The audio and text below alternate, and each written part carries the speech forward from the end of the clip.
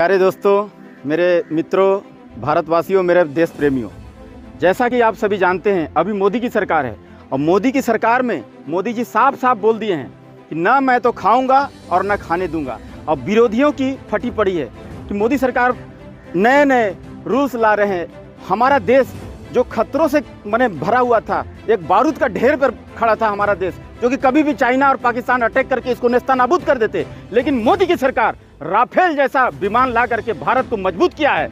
आज मोदी की सरकार है। मोदी की सरकार विभिन्न प्रकार का योजनाओं से हमारा भारत को भरपूर कर दे रहा है, हमारा भारत को सोने की चिड़िया बना दे रहा है। और भारत की भूमि हमारा जैसा कि बारूद के ढेर पर था, अभी चाइना वाला देखने से दूर से भागता है। छोटा छोटा देश का हालत खराब हो जा रहा है, तो इसलिए चाइना भी डर रहा है। और जैसा कि आप जानते ही हैं पाकिस्तान भी हमारा आए दिन हमको गिदड़ भभकी देता था, हमें मारने की कोशिश करता था, हमें डराता था। उस समय कांग्रेस की सरकार थी। 70 साल से कांग्रेस साल ने क्या किया? हमें निकम्मा बना दिया, हमें चोर बना दिया, कामचोर बना दिया, निर्लज बना दिया, हमें पढ़ने नहीं दिया सही रास्ता से। तो नरेंद्र मोदी की सरकार को हमारा सैल्यूट है।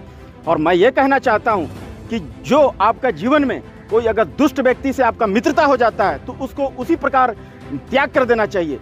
वाल्मीकि रामायण में कहा गया कि परस्य हरणे युक्तम परदारा विमर्शकम त्याज्य महादुरात्मानम वश में प्रज्वलितम यथा। अर्थात जो मनुष्य दूसरों का धन लूटता है, पराई स्त्री पर हाथ डालता है और अपने जीवन में पाप करने का दृढ़ निश्चय कर लिया है, ऐसे दुरात्मा को जलते हुए मकान के भांति त्याग देना चाहिए।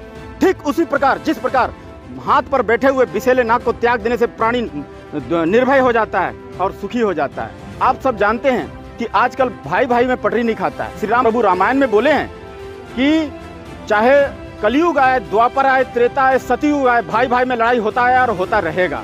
ठीक है, तो श्री राम प्रभु जैसा कि बोले हैं कि एक घर में 4 भाई जैसे रहता है तो नहीं पटरी खाता। किसी को हरा रंग पसंद है, किसी को काला रंग पसंद है, किसी को पीला। तो आपस में एक सोच जो है ना वो नहीं मैच नहीं कर पाता, इसलिए जो है ना आपसी फूट पड़ जाता। आज हर घर की यही बात है। हर घर में देखिए लड़ाई जो है भाई भाई में लगा हुआ। और किस चीज की लड़ाई है? सिर्फ प्रॉपर्टी की लड़ाई, सिर्फ धन की लड़ाई।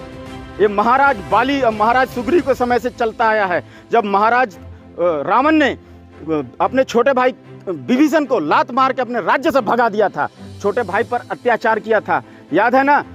बानर राज बाली अपने छोटे भाई को लात मार के अपना किष्किंधा से निकाल दिया था। उसी प्रकार आज भाई भाई का झगड़ा लगभग सभी घर में देखने को मिल जाएगा। अपने धर्म को बचाना है, अपने घर को बचाना है, अपने घर को स्वर्ग बनाना है। श्री राम प्रभु बोल के रखे हैं कि जो भाई भाई में प्रेम रहता है ना, उसी घर को स्वर्ग कहते हैं। इसलिए मैं बार बार कहता हूं कि श्री राम प्रभु का आदर्श से कुछ सीखिए, उनके बताए हुए रास्ता पर चलिए। अभी हम पढ़ रहे हैं, हमें गुरुकुल की शिक्षा जो पढ़ लेगा ना वो अपने आप में कभी भी फेल नहीं खाएगा। गुरुकुल से जो पढ़ लेगा ना वो कभी भी अपना माँ बाप को निकालेगा नहीं। जैसा कि आप सभी जानते हैं मित्रों, मेरे भाइयों, जैसे हमारा बच्चा जब बड़ा होता है, पढ़ लिख लेता है, जो इंग्लिश मीडियम में पढ़ लिख लेने के बाद में थोड़ा बड़ा हो लेने के बाद में क्या होता है, वैलेंटाइन डे मनाता है।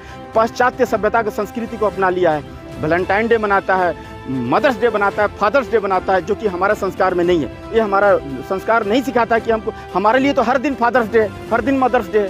हम एक दिन क्यों मनाएंगे? पिताजी को क्यों पूजा? हम तो हर दिन पिता माता का पूजा करते हैं भाई। हमारा भारत की संस्कृति ये सिखाती है हमें। और इसलिए हम कहते हैं कि हमारा भारत देश का जो संस्कार है उसे अपनाइए और सही रास्ता पर पढ़िए। गुरुकुल की शिक्षा बच्चों को दीजिए ताकि आपका बच्चा आपको अपमान न करे, वृद्धाश्रम में न फेंके आपको। इसलिए सही शिक्षा पद्धति को अपनाइए, अपने बच्चों को सही शिक्षा दीजिए। और मैं यही रिक्वेस्ट करूंगा भारतवासियों से कि नशा त्याग करिए।